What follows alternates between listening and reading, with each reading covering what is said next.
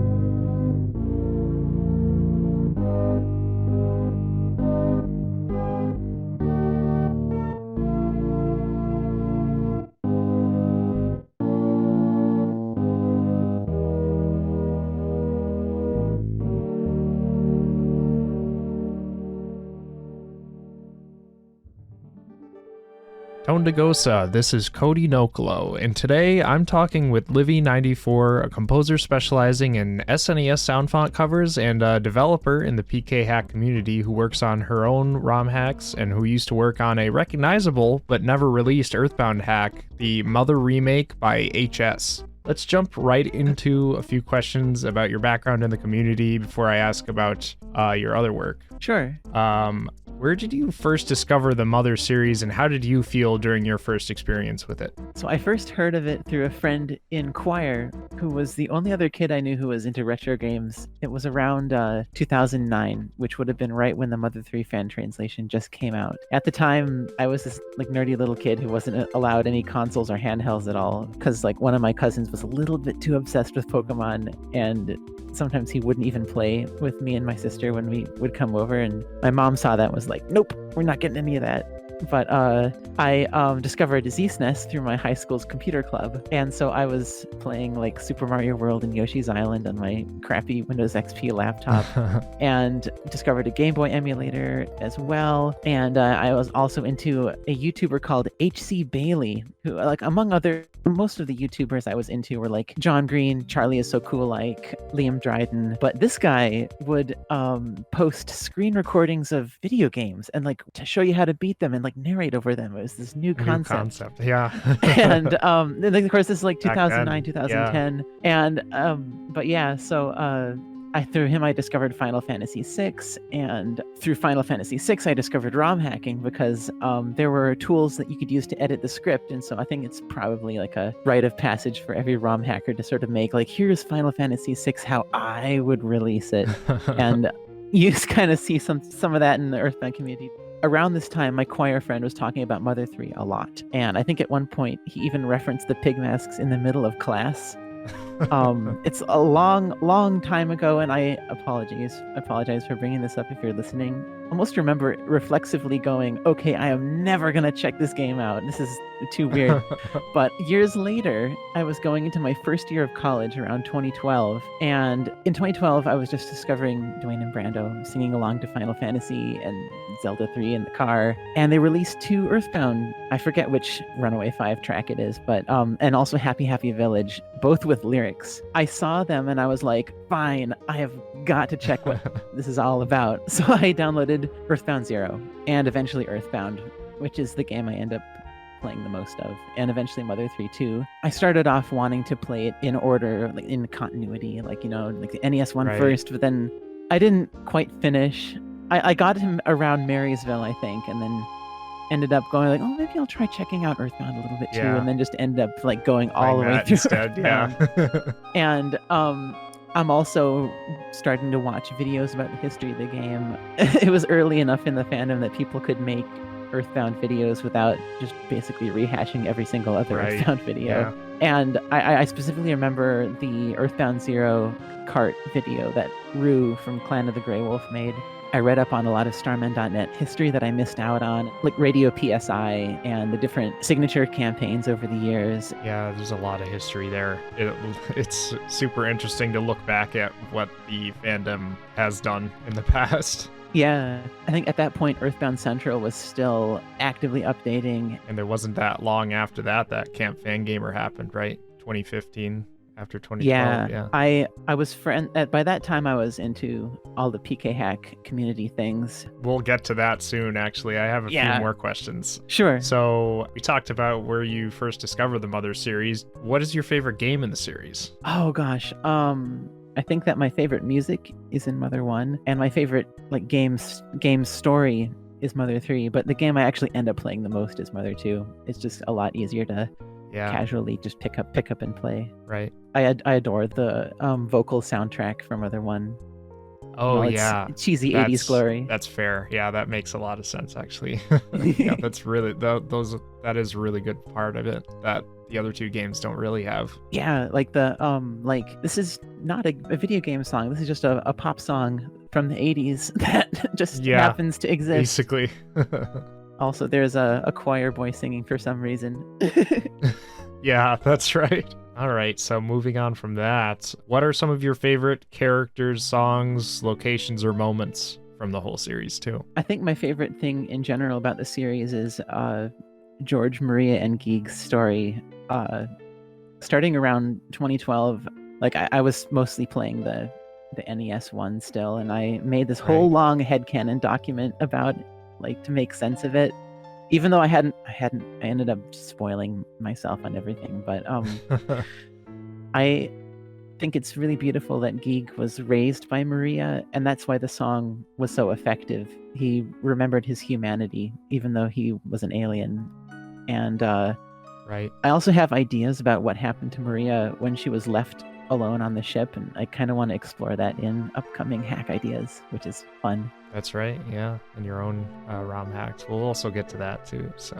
So anything else? Any other characters or songs? Oh, I really love the Earthbound soundtrack and how on SNES how varied it is, how many different genres there are, how many different samples they have. Because for the longest time, the Earthbound music editor didn't support importing custom samples. Of course, it does now because of stuff that I've been working on, but which I'll probably get to later. But back in the 2013, 2014, when I was first getting started, all you had was the stuff that was already in the game, but also the stuff that's in the game is a lot of stuff. And so you could have the desert stuff, or you could have weird whoopee Magicant stuff, or you could have I don't know, a Beatles sound. And it's a lot more restrictive than sound font file in FL Studio, because you can only load so many instruments at once on SNES without going over the memory limit. Yeah,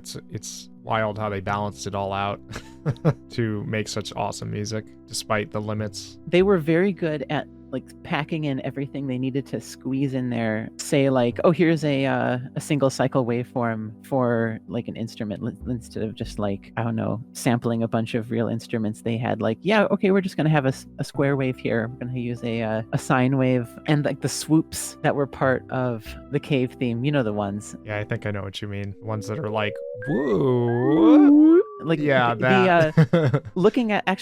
at how that is made is sort of the reason it's like that is because the pitch can only go so high, and because it's only it once it reaches a certain height, it tries to keep going, but it just loops back around to zero. I never actually thought about how that worked. That's really interesting, actually. And then that's part of why the GBA version was so scuffed when they tried to port it. Oh, you're right. That's interesting to think about. Having messed around with the sequence data for so long, I've started to notice little things so one of the reasons the GBA port sounds so terrible is because they didn't implement channel transpose at all. And so there's a couple of notes that are just flat out wrong because the data is the same. Wow. It's just not being transposed at all. Yeah. I never knew about that. When you listen to it, it doesn't sound exactly the same, but knowing the actual in-depth details about why it's different is really interesting to me. Right. I definitely the music is the most inspiring Right. part of it for me. That's great. Yeah, I figured as much. It makes sense. Oh yeah, that was my next question. Was which aspects of the Mother series were the most inspiring for you? So obviously the music. Yeah. And we already touched a little bit on how you first entered the Mother community, but what were your favorite experiences in it? So I joined the forums in around 2012, 2013. It was Right. It was right when Toby Fox was quietly exiting to make Undertale and take over the world. Just kidding. But he I remember seeing firsthand. I was like sitting in the library and he's making this post where it's like, hey guys, check this out. I'm making this new hack and I'm kind of sacrificing visual quality to make the music a little more high quality. And he's just posting like an Undertale screenshot from early in development. And everyone's like, oh, hey, yeah, check this out. And then like one of my friends is posting a screenshot from the HS's Mother Remake, but inverted or something. And he's like, oh yeah, check this out. I'm making this brand new hack called Underbound. It's going to be great. and which a thread which later on people found and were like, oh hey, is this secretly lore? But secretly no, it was Undertale. it was just joke posting. Just a joke. Yeah.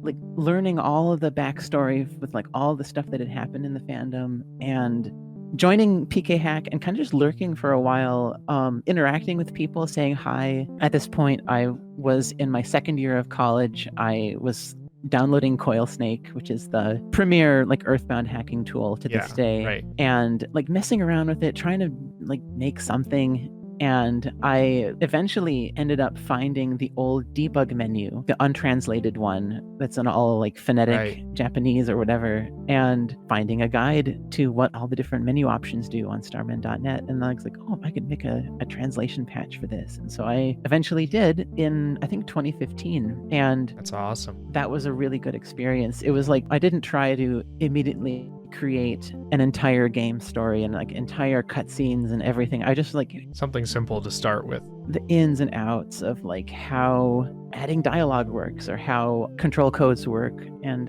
yeah, I think that's important on any creative endeavor. Yeah, start small. In computer programming, there was a thing we learned about called scope creep, which is when like your coworkers or bosses be like, oh, maybe you can add this feature too. Oh, you know, this, it would be really cool if it did this as well. Like, oh, like, you know, and then eventually you have this like insurmountable problem that can never be actually finished.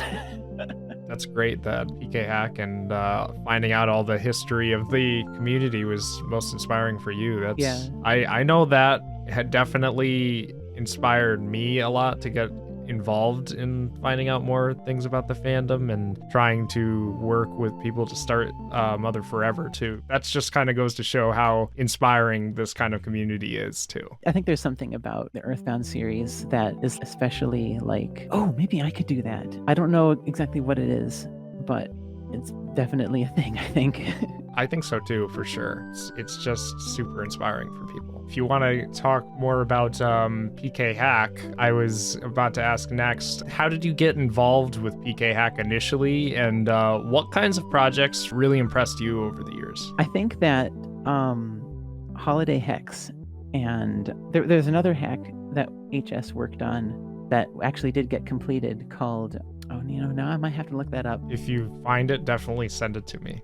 You can like overlay it over the video, like here it is. Yeah. But the a link to Holiday Hex too. Yeah. But those two projects, they're like complete stories, and it's nice to see like here's a complete story that actually got finished and released. And Halloween Hack, of course. That's very much a thing an edgy teenager would make. Classic. That's pretty much it. Earthbound Music Editor itself has been Yeah, that's a really great Absolute tool. godsend. Because it was 2008, 2009-ish by a guy named GoPlat, and who no longer goes on the forum anymore. No one's heard wind out of him since 2009, but he got so much right about how music editing and like SNES samples and stuff work that I tried experimenting with, maybe I can import custom samples into the game and then try opening it up in EBMusic and see what happens. And it worked. He was able to, with very minimal fixes. For the longest time, EBMusic's source code has kind of an enigma because nobody knows how to compile it, or like nobody knows how this worked, or like just nobody's interested in improving it. But now people actually are, and it's getting updates soon, which I'm excited for. Do you know what kinds of updates are going to be coming soon? Yeah, I've already used quite extensively the import feature, which lets you import SPC files from various games that use the same sound engine as Earthbound, like A Link to the Past and Mario All-Stars, and even Illusion of Gaia for some reason. Some of those songs work. Too? Yeah. Wow.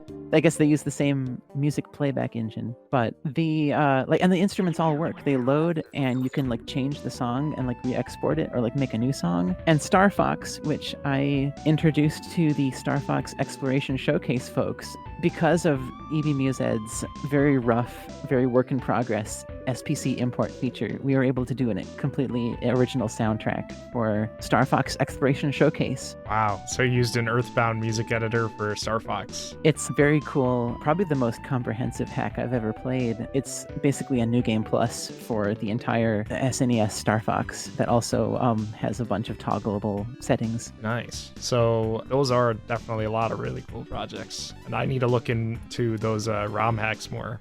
The other two you mentioned. How did you meet HS and eventually get involved with making that Mother remake that HS was working on at the time? And was there a lot you can remember being worked on that wasn't released by HS? I met him through the PK Hack Slack channel, which Slack is kind of like Discord, but for businesses. Slack. It kind of sucks. And you have to pay to have features that Discord has for free. It was the only thing that was available in 2013, and HS was one of the people posting there. He would also oftentimes post about anime and like games and random stuff. And part of the first exposure to the forum was seeing the Mother remake thread, and it was like the one that was the most updated. Like it was always at the top of the list of the things most recently talked in. And there were people making music for it, and I was like, hey, let's download this music editor I've never tried before and try and make something in it. So I made a cover of the Mecha Drago theme that wasn't very good because it was the first thing I ever did. Yeah, I was about to say, I don't remember ever seeing that on your YouTube channel or anything else.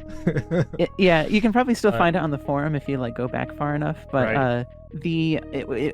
People were like, yeah, this isn't very good, maybe you shouldn't use this. I was imagining it for like the big robot fight where you get basically creamed by the robot and Lloyd saves you. Oh yeah. And before Silvagunner, I changed the leitmotif from the Porky's theme, like the da da da. Yeah. Da, da, da.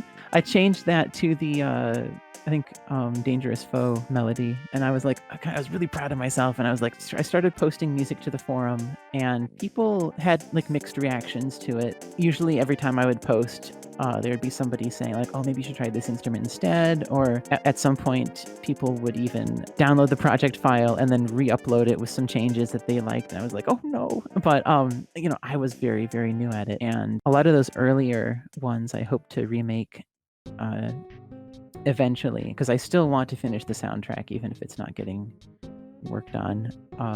More on that later. Right. But after a while of just posting to the forum, I joined the Slack chat, and it was really cool. And it was just a bunch of people doing really cool stuff, just hanging out mostly.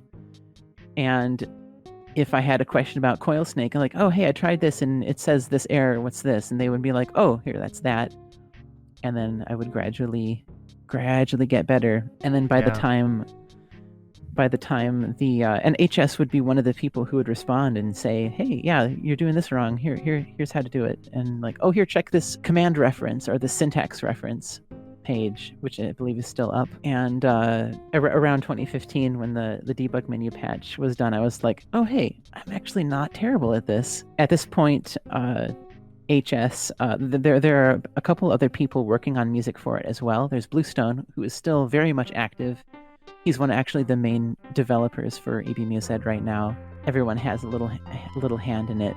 HS is like, hey, you're probably the most active musician on this. Do you want me to send you like everything I've got, and then you can make a bass ROM like with all the music in it? Oh wow, really? Yeah. So the way Coilsnake works is that it takes a ROM and then extracts all the data and puts it in a folder. Except it doesn't do music, or at least not until later this year. But hopefully if they end up finishing that. So if you wanted custom music in a ROM hack, what you had to do was you had to edit the bass ROM, which is the ROM that Coilsnake goes to when it's putting everything back in. I think that's how it works. I don't have anything in front of me, but that's okay. So basically what he needed was a ROM that had every single song in the game, just vanilla Earthbound, but with new music in it. Oh, right. And that's the only change. And so I started working on that. I noticed a couple of the songs had glitches in them. Echo was not very well known at the time, like how it worked, because EB Mused didn't support Echo, and it still kind of doesn't. So Echo, the SNES has a very distinctive echo effect. Nobody really knew how it worked, and so I was testing stuff in game, and then it sounded really weird. I was like, what's the deal with this? And it's like, oh, if you play one song that has echo settings and then immediately play another song, then those echo settings don't get cleared, and it just keeps using them until they do get cleared, which, of course, if you don't ever set echo settings in your song, then it just doesn't do that. Right. And it just sounds like, I don't know, it just sounds bad. And so I started on a little project of like taking each song and like putting echo settings in them. And I tried making little better versions of certain ones, like the Paradise Line. HS posted a video demoing how the train animation worked, and it's basically the bus from Earthbound, because like they couldn't figure out how to have multiple train cars work properly. Yeah, that video was posted on YouTube, right? Yeah, I listened to the song and I was like, oh no, is that really what we're going with? And so I decided to make a new version, and people didn't like it. I was like, oh, maybe if I change this instrument this way, like maybe I can compromise a little bit. And they were like, okay, yeah, that's cool. And so that's the version that is on my YouTube now. All the while, HS is trying to teach me how he does custom instrument packs. And so this technique is eventually what I use to import like entirely new instruments into the game. Oh. What he does is he abuses the dialogue scripting tool that we have for putting new dialogue in the game to just stuff a bunch of data and then repoint the instrument pack. This data is over here now. Oh, that's so interesting. So the dialogue was used to stuff instruments into. Yeah, it's just a bunch of numbers that the program that I made generates. Except he was doing it by hand. He was like actually opening up the instruments in a hex editor and copying it. And the way that the format is like I think there's like a header. Of course, none of this is known. It's all just numbers, but he understands it somehow. This is HS is doing, and but all he's really using it for is to add the door opening and closing sound effect. Right. Because if there's no door open close sound effect loaded into memory and you go through a door, then you get a little trumpet blast, or like I don't know, where there's supposed to be like a door there. So he's like, oh crap, this new song we have also needs to have the door in it, and so I gotta add the door. And so he was making that was also part of what he was doing. He was giving me stuff so that I could have a ROM that had the door in the songs that needed the door in them. He was showing me like, yeah, here's these files, and it says take this location and then repoint it, insert wherever all of this data gets inserted into. I was like, that's a really cool idea. Maybe I should do something with that. But of course, by the time that I had done something with that, he hadn't logged into the forum in like 2 years. And I really hope he's doing okay. He probably moved on, I imagine. In 2018, he left for a while because of like life stuff, and then eventually he came back and everyone was like, yes, you're alive, yes. And like he was always very secretive, because like back in the day there was no source control, there was no GitHub. When you were making a ROM hack, there was not really an easy way to collaborate at all, and so like the only way you could do it is zip all of the files and then email it to someone, which would get confusing as heck. And so nobody ever did it. And so HS had all the files on his computer. He would post like images of maps and screenshots, which we still have. There are people attempting to recreate what we had, like as accurately as possible. Like the person who did all the battle sprites, I think Tragic Manor, I forget who, Messianic, I think, ended up being like, yeah, here's every battle sprite I made in the game. And so like there's kind of like an archive of stuff. Messianic also works on the Mother 2 Deluxe hack. That's right.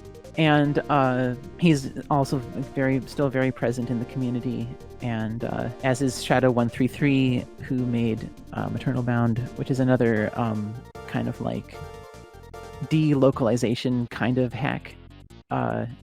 It's very cool. But yeah, HS, and like I was talking to him about like programming and different things, and he was like, one of the last things I remember, or one of the most distinctive things that I remember was like, hey, here is a video of the intro text with like the Georgia Maria story. And he's like, okay, this lasts for 2 minutes and however seconds. I want you to make a version of Mother Earth that just lasts for this long and like leads into the game.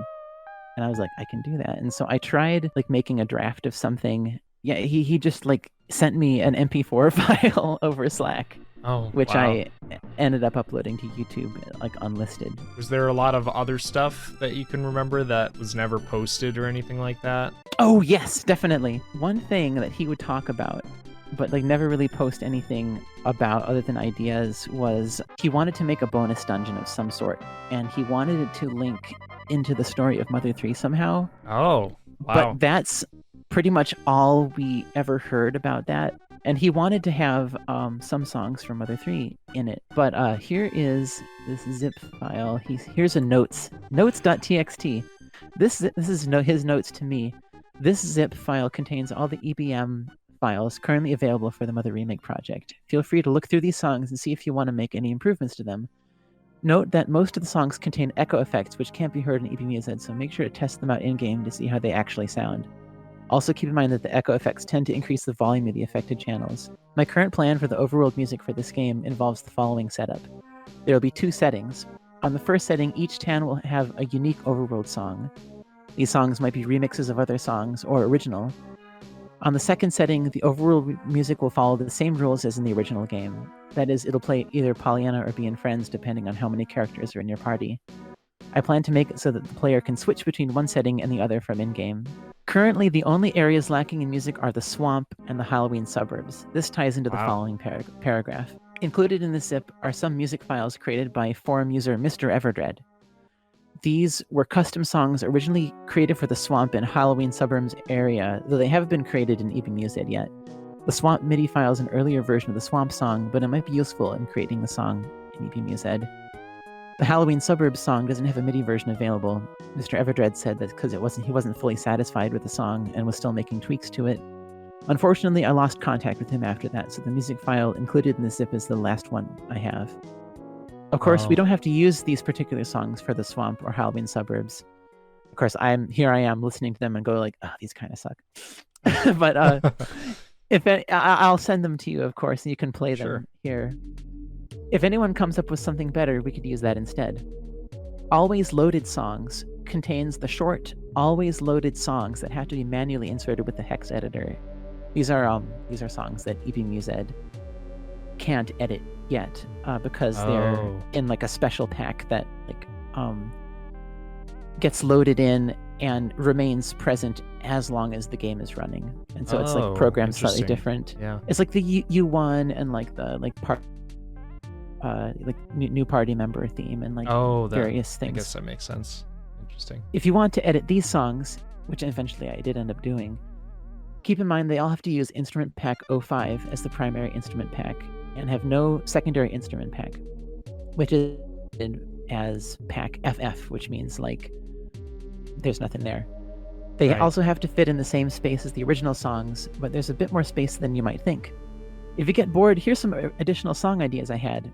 Variations of the 8 melodies from the final battle. The current song is 8 melodies vocal. That's the file name. Right. Each one sung in one of the player characters' voice.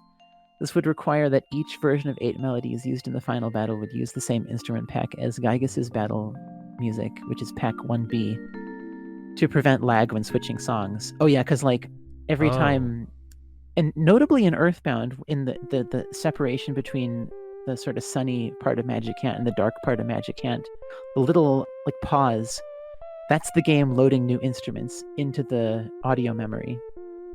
And so like if you change songs that like use different instruments, then the game always has to like just halt everything it's doing and then just like pipe a bunch of data into the audio memory and then resume what it's doing. And so he's like, if you've got to, if you're doing that, make sure that you use the same one. So the game's like, oh, all that's already loaded. Don't have to do anything.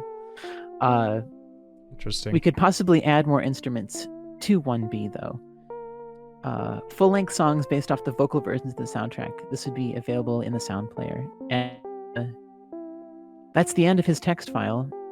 Wow.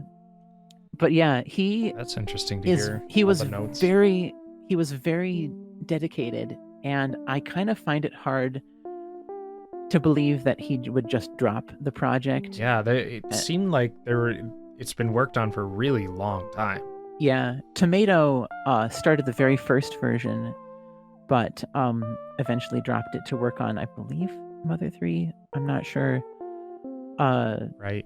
And HS kind of picked up the torch, started his own one, if I remember correctly. I don't think it was based on... Yeah, Tomato's one was still using the old tool, which was actually called PK Hack or JHack, which is not a hacking tool that is recommended at all because it will eat your ROM and insert glitches all over it and ruin your day. But Coil Snake is much better. Coil Snake's the way to go. Yeah. But HS picked up the project, and like you can still read through the Starman.net like thread history. Right.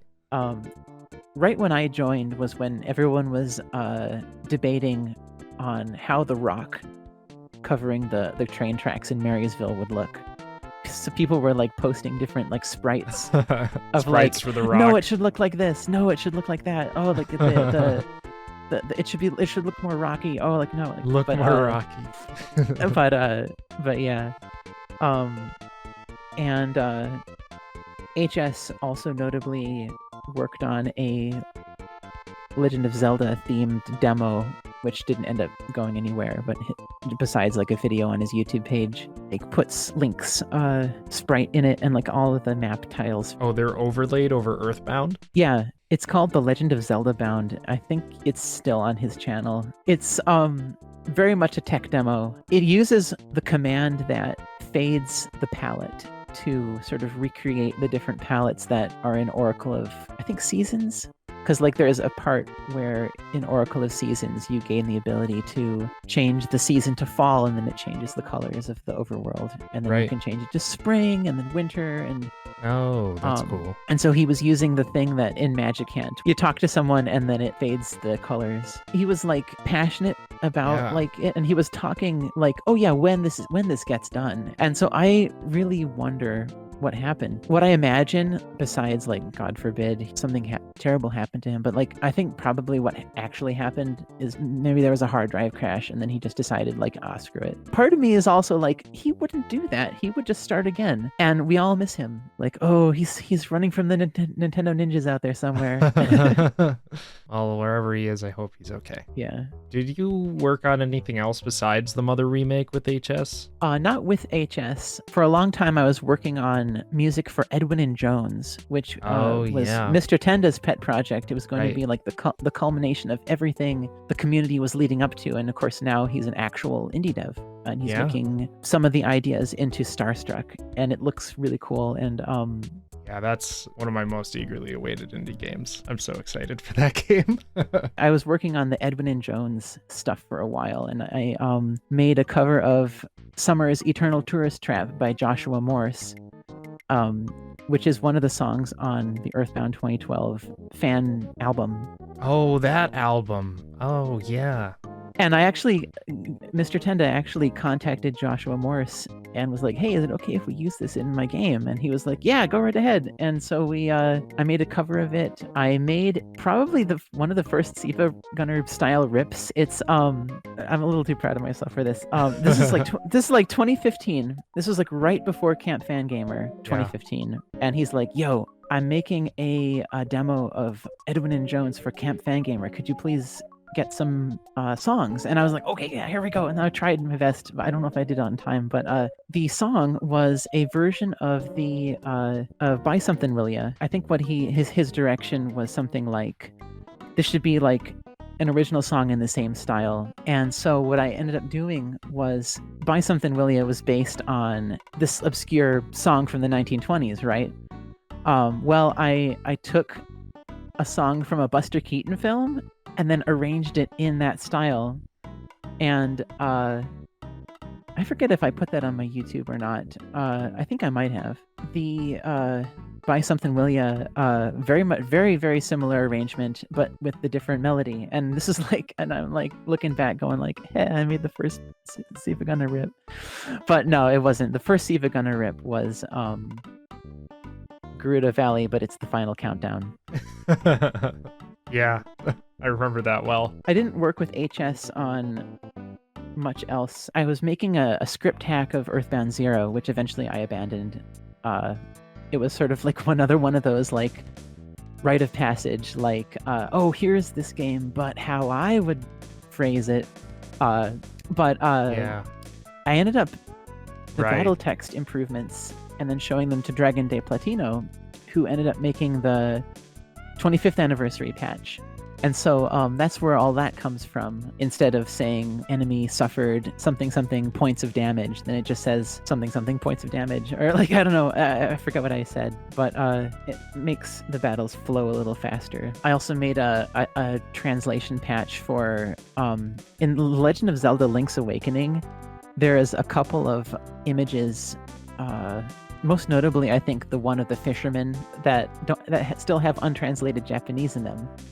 And so I found like the graphics data in YYCHR and was like, oh, I can just put different text here. And Tomato actually mentioned it in I think a Legends of Localization article too, which is fun. And I was like, oh my gosh, I'm so honored. But cool. And then eventually I ended up meeting or like interacting. I guess I didn't really meet a lot of folks, but I interacted with him at Camp 2018, and I was able to meet Tragic Manor and Mr. Tenda and also Shadow 133 in real life. And then I was also on the PK Hack panel. Oh, in that year, in 2018? Yeah, that's also on my YouTube, I believe. Going off of what you were saying about composing for SNES games still, like ROM hacks and beyond, and just SNES music in general, what do you think you love the most about it that inspires you to keep making music in that style? I think the thing that inspires me the most to keep going is just how limitless the possibilities are now that you can import basically whatever instruments you want. Because like that's the latest thing that I did was this remix of the Star Tropics dungeon theme, and it's all original instruments.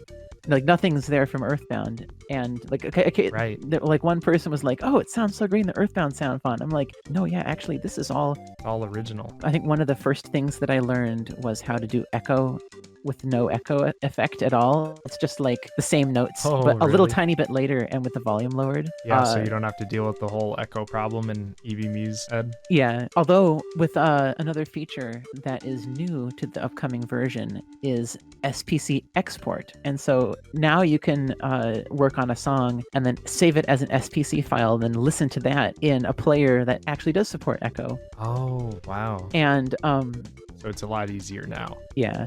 And that whole functionality of importing an SPC and then you mess around with it and then export something out is how all the Star Fox Exploration Showcase OST got done. They figured out how to take the note sequence data out of the SPC and then put it in like the source code and then compile that. And then now you have a version of Star Fox with like one more song to it. And then like now it's two more songs. And then eventually we just filled out the entire, like we had like an original song for each level. That's really cool. There's a lot there that inspires you to keep on working on that kind of stuff. As I spend more time doing this, I learn more about how the songs are made and how, like what techniques they used, like why they did the decisions they made. And like with SPC import now, like you can like load like most of the songs in A Link to the Past into EVMuse and like look at the code and see like, oh, they did that. You just got to keep at it. That's right.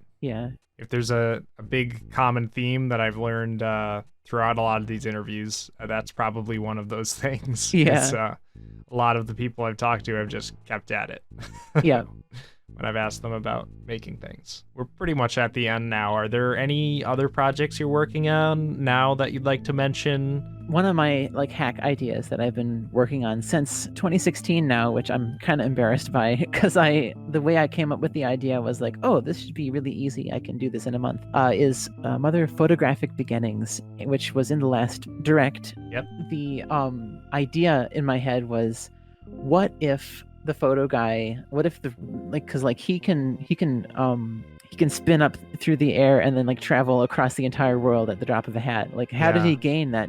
Like that's probably PSI. How did he get that? And so like that, it's like, well, maybe he got abducted by aliens and experimented on, and maybe he met George and Maria. I'm also hoping to make a series of tutorials about the Earthbound music editor and how to use it, because like there are people who want to learn, and I would love to teach. I just need time. And I'm definitely one of those people. Yeah. I would love to learn how to use it.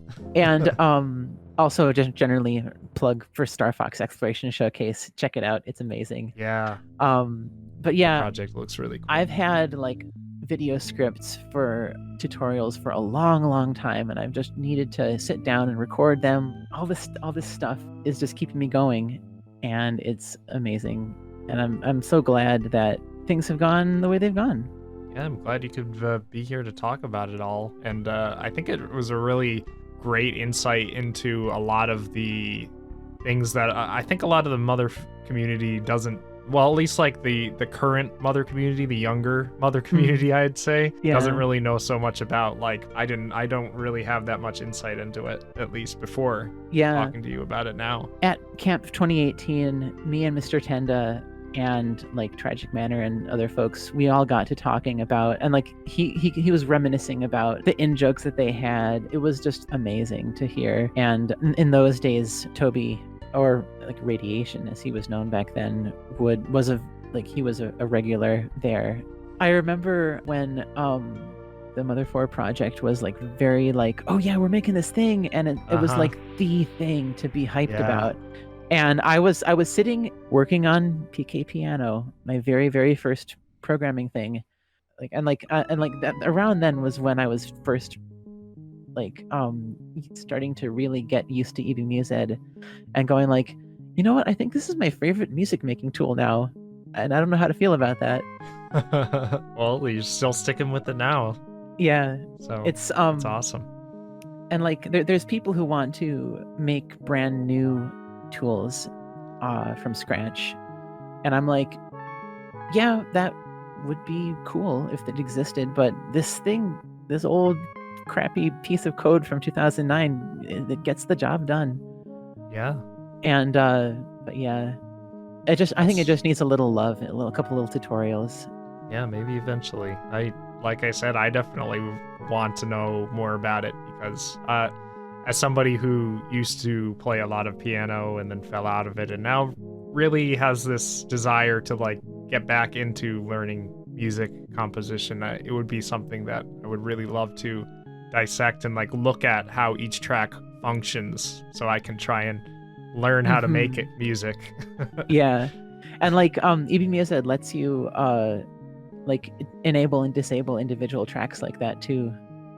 That's really useful also. Yeah. To see how each layer of a track works.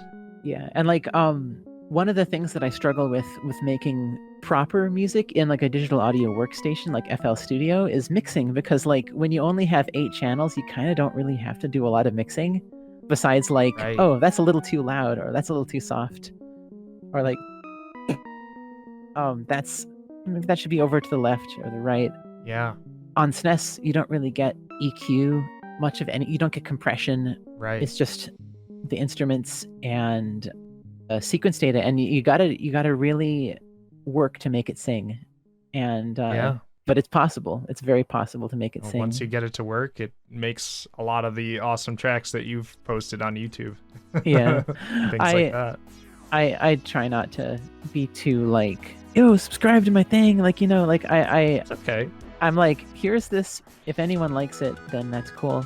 Yeah. I've been a fan. I was a fan of your work for a very long time. Like even on Siva Gunner 2, like the Renai Circulation SNES. Yes. Yeah, that one was awesome. That was I made that. It was one of my favorites. Sitting in my my parents' living room. I had just lost a job. I got laid off from a job, and I just spent like an entire afternoon on this thing that, looking back, probably should have been a Fusion collab with multiple people, but I was just like, you know what if I keep going and see what happens? Still so awesome. Oh, I love that one so much. But yeah. So, yeah, your work has reached a lot of people, I think, more than you know, and it's all really good. I'm very humbled to hear that. Thank you. Yeah, thanks so much for being here to talk about all of this stuff. It was really cool to hear about it. As somebody who is like in the younger generation of Mother fans and like hasn't been super involved with PK Hack or any of that, and mostly just heard about it from afar, it's really cool to hear about all of this stuff and about your journey learning how to make all that awesome music.